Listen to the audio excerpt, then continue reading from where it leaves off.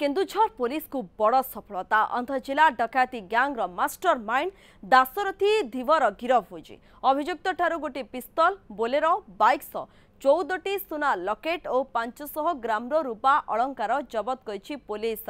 दासरथी नारे केन्दुझर समेत 4टी जिले में 28टी मामला रही। जहाँ सूचना रही केन्दुझर एसपी निर्देश में गठित एक टीम ये अभियुक्त दासरथी धीवर को गिरफ करिबारे सफल होइछि।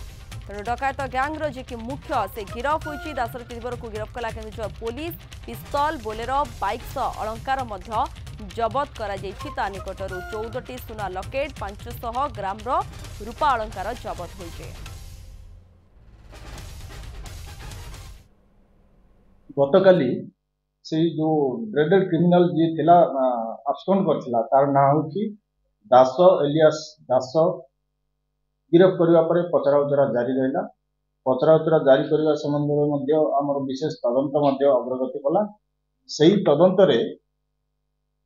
तदंतरे आमे ताठू विभिन्न जगह गोटे कंट्री मेड पिस्तल, गोटे अति धारुआ छुरी, गोटे keypad mobile phone with Airtel SIM एवं गोटे हीरो होंडा ग्लैमर मोटरसाइकिल जोटा कि आमे तदंत जानी पार्थु जे से अन्य जिले में चोरी होइछि बोली सेटा तदंत जारी रही।